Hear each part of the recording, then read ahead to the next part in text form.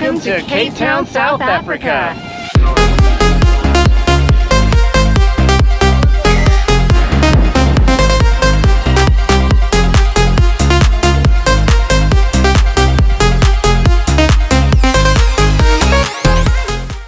This morning we are heading to DHL in Cape Town because once again we have stuff that we need to offload from our bags. We're going on some flights that have limited weight requirements and baggage requirements. So there's some things that we absolutely need to consolidate a little bit more. And we've also had some issues getting the drone into certain countries. And so we just decided it's kind of more of a hassle than it's worth at this point.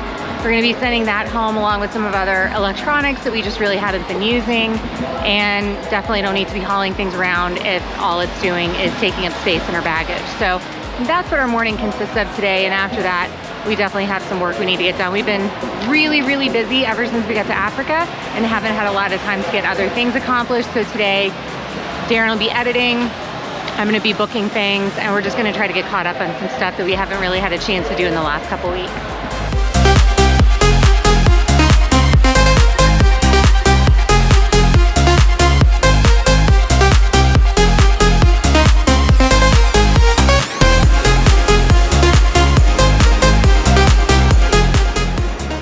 Well, that's a bummer.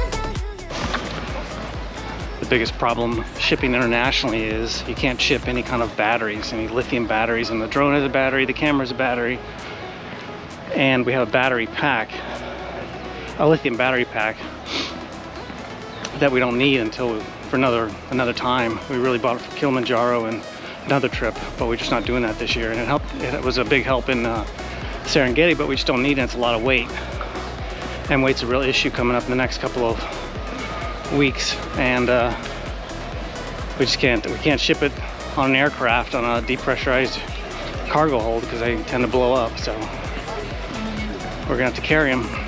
The camera battery and the drone battery is no problem, but the other battery is heavy, so I'm not sure what we're gonna do about that.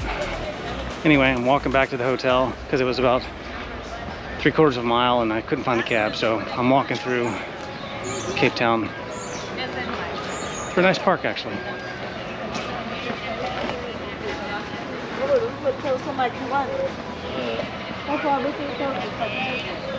As I walk through this park, I just realized where I was. So I'm very close to the hotel. I get to the end of this park, I take a left, and the hotel is right on the right. So very peaceful, very quiet, very pretty. Even though it's a kind of a gloomy day, we're expecting rain this evening. But it's nice in here. I have my fancy dress on again and my utility coat because it's cold.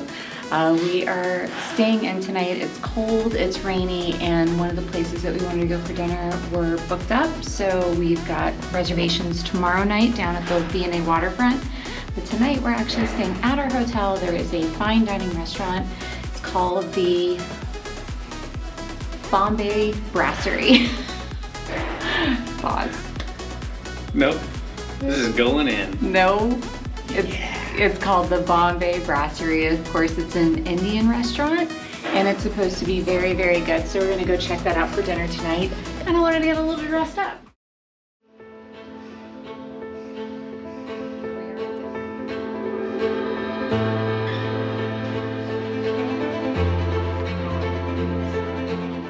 All right, so I have the world's most annoying allergy. I cannot remember if I've said this before, but I'm allergic to onions and garlic. And people put those two things in literally everything. I kind of figured that an Indian restaurant would probably have a lot of onion and garlic in their dishes, and they did. This is the one thing I was able to order. It's a buttered chicken with some Indian spices. It looks absolutely delicious. And they also did bring out an amuse-bouche that had no onion or garlic in it for me, so I could enjoy that too, which I really appreciated. But yeah, I just kind of know when I go to restaurants, my choices may be a little bit limited, but I'm very excited about this. It looks really, really good.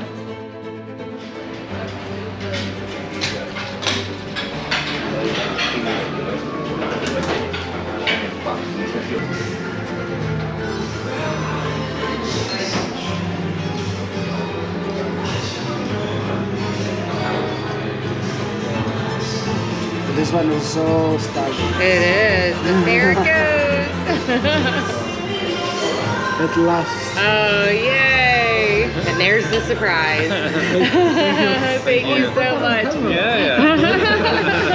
Enjoy.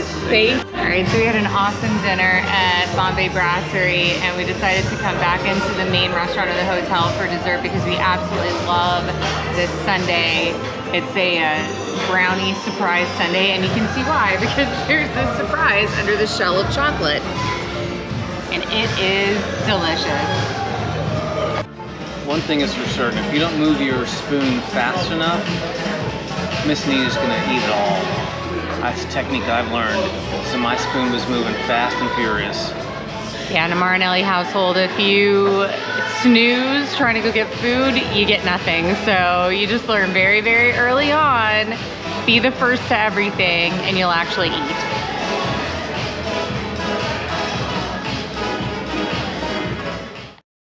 No one feeding him is biting. Yes, stop.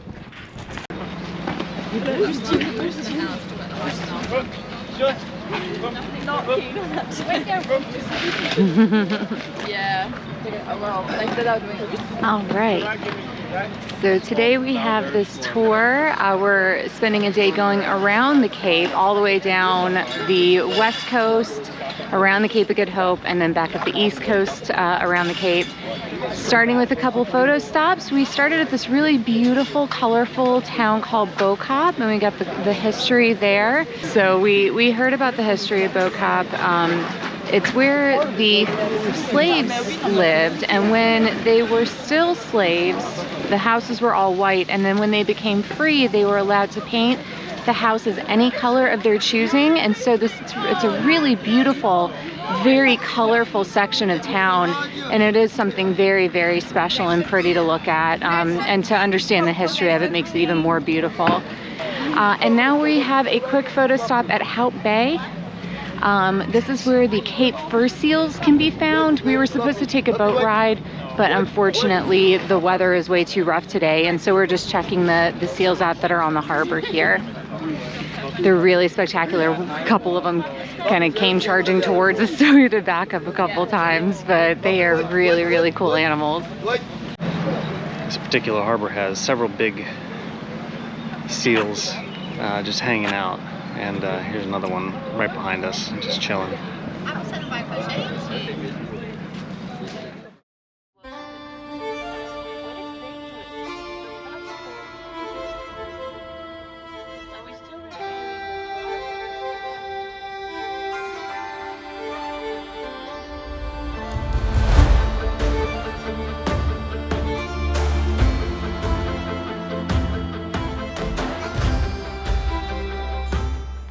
All right, so now we are on Chapman's Peak Drive. This is a really gorgeous scenic drive. Obviously, it is freezing. It is so cold out this morning. We were not able to go on the boat to check out Seal Island, or the island where the seals are. So this is Hout's Bay behind me right here. It's a really beautiful spot. This is all actually part of Table Mountain National Park, and we did have to pay an entrance fee to continue using this road that we're going to be on for a little bit, taking us around the Cape.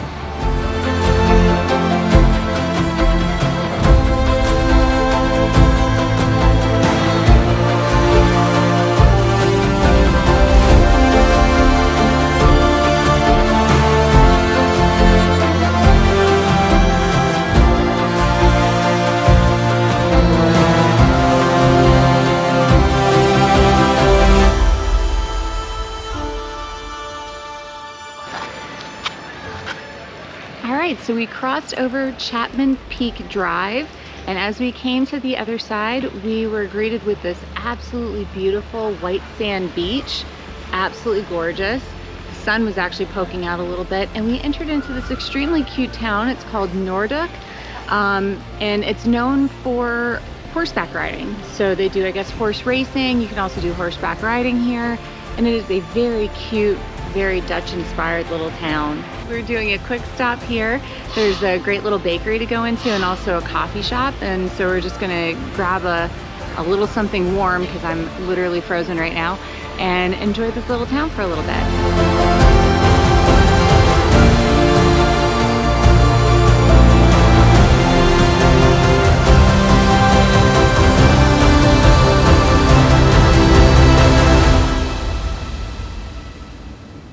Cool.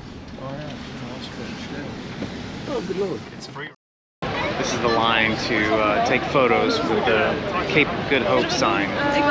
But we are beating some of like the huge buses that are right behind us right now, because if we waited for them, we'd be here for probably over an hour. So we rushed to get here so we could beat the huge tour buses. Hey, welcome to the Cape of Good Hope. This is the southernmost point of southwestern Africa. Yes, so this was originally named the Cape of Storms by Portuguese explorer Bartolomeu Diaz.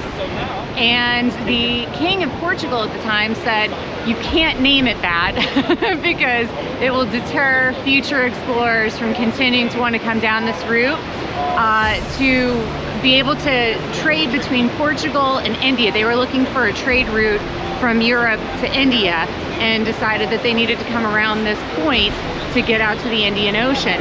So they ended up renaming it to the Cape of Good Hope. And about 10 years later, another Portuguese explorer was able to make it around the Cape and continue trade with India. So really, really important point in Africa here, even though it's not the actual southernmost tip of Africa.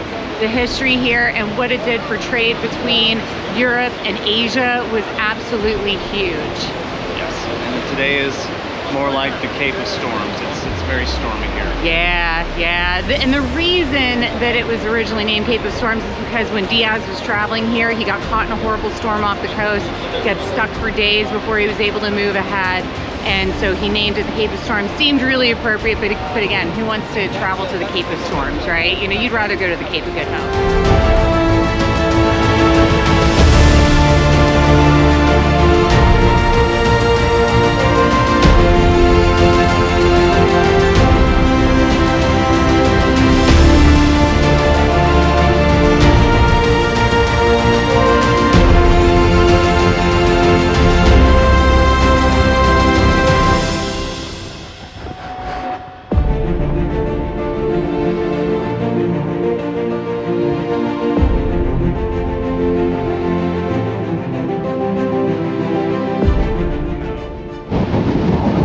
Up to the lighthouse, and we're at this little saddle on the way up, and it's probably gusting 45 knots or more. It's very windy, hard to stand. It's pretty amazing. So just another adventure on the way up.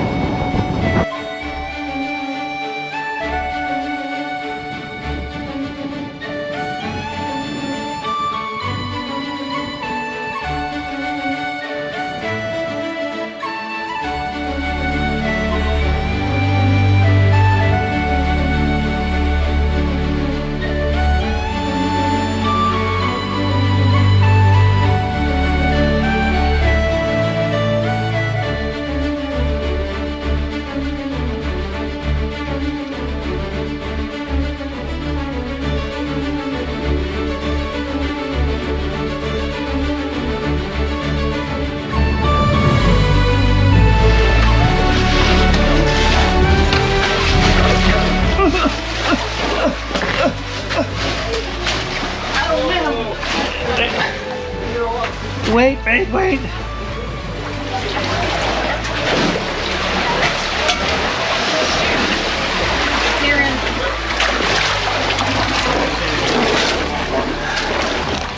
Can you please grab my bottle? Yeah, sure. It's done. Did you stay on the other side? Maybe we don't come to. Yeah, I didn't know it was soaked. We got one wet shoe. Stay on the other side! Look how cute they are. We're at a penguin colony. On Boulders Beach. These are the little African penguins. They are so cute. We saw several the other day, obviously, you know, from our other tour, but Yeah, that was over on Betty's Beach. yeah, there's a couple hundred or more here. So after starting on the other end of the beach, our feet are completely soaking wet now, and our socks are drenched, and we had to make it through a gauntlet of baboons to get over here. All part of the experience.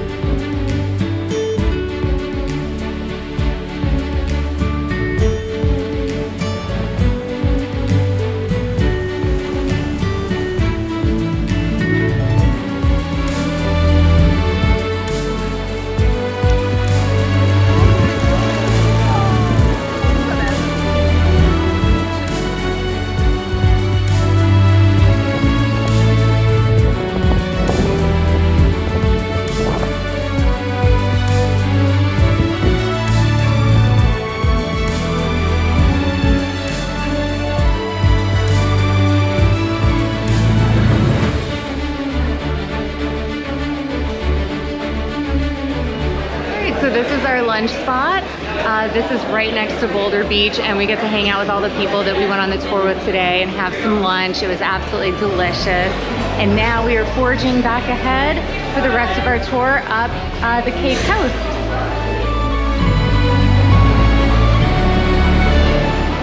Alright, so now we are at Muizenberg Beach. This is like the surfers beach over here. They have a black flag flying today, which is the shark spotters indication that there is low visibility in the water. Our tour guide Coco told us that the different flags have different meanings. So black means low visibility. There's a green flag if that goes up and then there's a shark attack. Apparently the victim can actually bring the spotter to port. So she said they very rarely ever put green flags up, which I think is hilarious. So it's basically swim and surf at your own risk in these waters here. And of course the red flag, which is sharks in the water. Yeah, there's sharks out there, so go in at your own risk.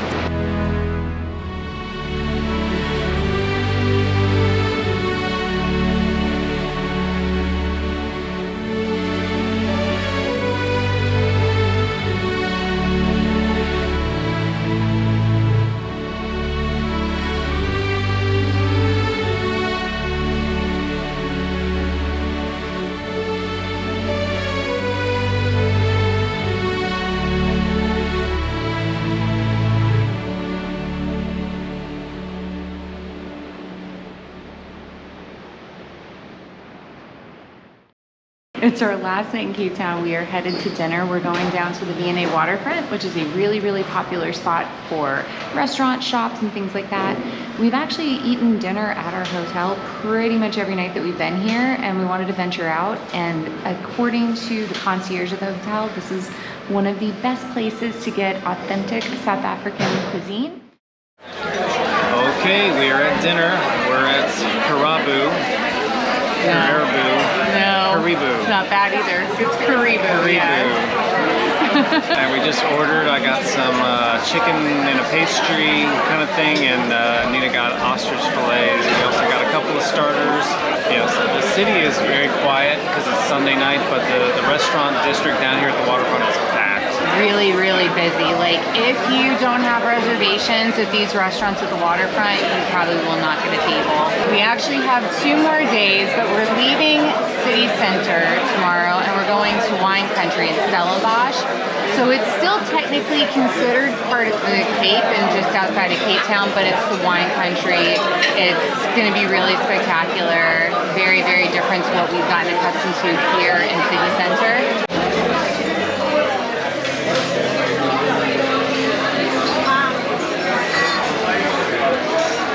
So we're full, but it doesn't matter because we are total chocolate lovers, and this is the Death by Chocolate dessert, so we absolutely had to try it. And it looks so good. Delish. I know. It's not gonna last long. They just had a group of young kids come in. I'll put up the video, come in and sing for all the patrons here, and it was great. Yeah, it was fun. Dinner and a show.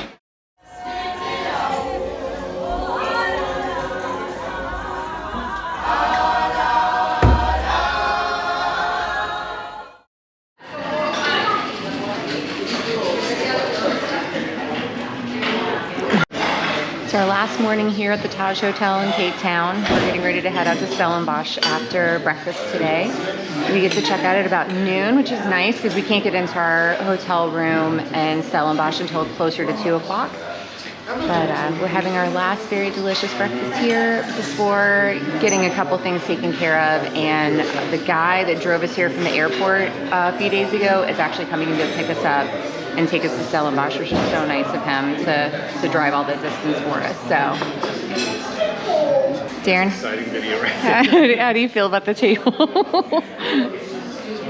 feel like it's 6 inches, maybe too high. I feel like it'd be good here instead we're like, we don't get our elbows in anything.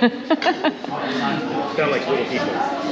Yeah, I definitely feel like these chairs are way too short or the table's too high or a combination of both, but I'm almost under the table at this point. It's really funny. You may not be able to see it from the thing, but it's funny. Some good filming there.